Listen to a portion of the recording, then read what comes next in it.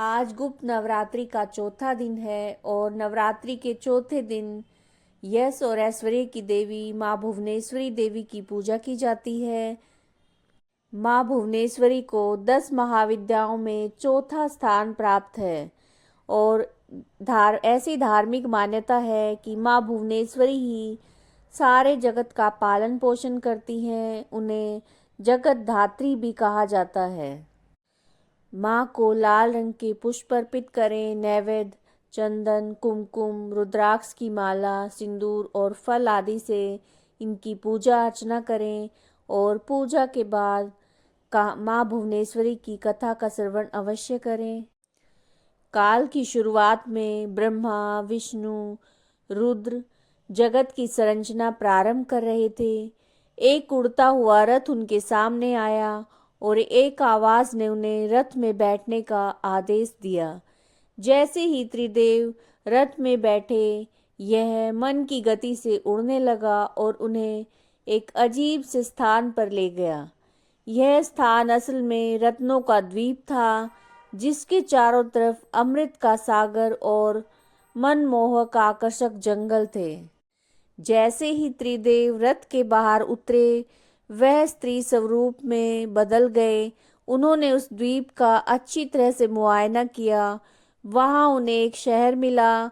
उस शहर के चारों तरफ सुरक्षा की 9 परतें थीं।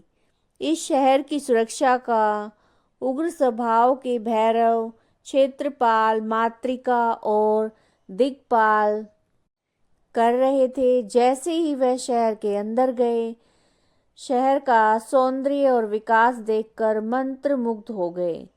आखिरकार वे उस शहर के अंदर स्थित मुख्य राजमहल में पहुंचे, जिसका नाम चिंतामणि गृह था, जिसकी सुरक्षा योगिनियां कर रही थी। यह शहर त्रिपुर था, देवी भुवनेश्वरी की राजधानी, जो मणिद्वीप की रानी थी। जैसे ही त्रिदेव महल के अंदर घुसे, उन्हें देवी भुवनेश्वरी के दर्शन हुए। उनकी छटा लाल रंग की थी। उनकी 3 आंखें, 4 हाथ थे। उन्होंने लाल रंग के आभूषण पहने हुए थे और उनके शरीर पर लाल चंदन का लेप लगा था। उन्होंने लाल कमल की माला पहनी हुई थी और बाएं हाथ में उन्होंने अंकुश और पाश पकड़ा था। दाहिने हाथ से वो अभय और वरदा मुद्रा दिखा रही थी। उनका मुकुट अर्धचंद्र रूपी मणि के द्वारा सुसज्जित था। वह त्र्यंबक भैरव की बाई गोद में बैठी थी, जो श्वेत वर्ण के थे। उन्होंने श्वेत वस्त्र पहने थे। उनके बाल उलझे हुए थे तथा सर के ऊपर अर्धचंद्र और गंगा नदी थी। उनके 5 चेहरे थे। हर एक चेहरे में 3 आंखें थी और उनके 4 हाथ थे। उन्होंने त्रिशूल, फरसे लेने के साथ वरदा और अभय मुद्रा प्रदर्शित की हुई थी। देवी भुवनेश्वरी और त्र्यंबक भैरव पंच प्रेत आसन पर विराजमान थे। पंच प्रेत आसन वह सिंहासन है जिसमें परम शिवा गद्दी के रूप में और 5 पैरों के स्थान पर सदाशिव, ईश्वर, रुद्र, विष्णु और ब्रह्मा स्थापित हैं। इन सब की सेवा में अनेक योगिनियां थी। इनमें कुछ पंखा डोल रही थी, कुछ कपूर डालकर पान के पत्ते समर्पित कर रही थी, कुछ नए शीशे पकड़े हुए थी, कुछ घी, शहद और नारियल पानी समर्पित कर रही थी, कुछ माता के बालों का श्रृंगार करने के लिए तैयार थी, कुछ देवी के मनोरंजन के लिए नृत्य और गायन में लिप्त थी। त्रिदेव ने वहां पर असंख्य ब्रह्मांड देखे। हर ब्रह्मांड में उनकी तरह त्रिदेव थे और ये सब उन्होंने माता भुवनेश्वरी के पैरों के नाखून में ही देख लिया। कुछ ब्रह्मांड ब्रह्मा द्वारा बनाए जा रहे थे, कुछ विष्णु द्वारा पाले जा रहे थे और कुछ रुद्र द्वारा संहारित किए जा रहे थे।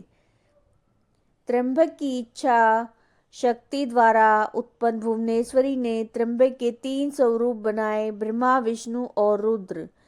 इस तरह से त्रिदेव त्र्यंबक के ही 3 रूप तत्पश्चात देवी भुवनेश्वरी ने अपनी शक्तियां त्रिदेव को प्रदान की। तत्पश्चात देवी भुवनेश्वरी ने अपनी शक्तियां त्रिदेव को प्रदान की।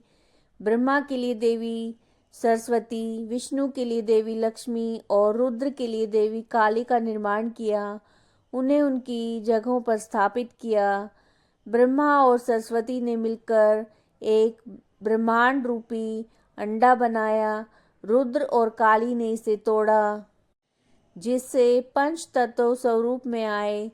इसके बाद पंच तत्व का उपयोग करके ब्रह्मा और सरस्वती ने संपूर्ण ब्रह्मांड की रचना की। विष्णु और लक्ष्मी ने इसका पालन पोषण का हर कार्य किया। अंत में रुद्र और काली ब्रह्मांड की समाप्ति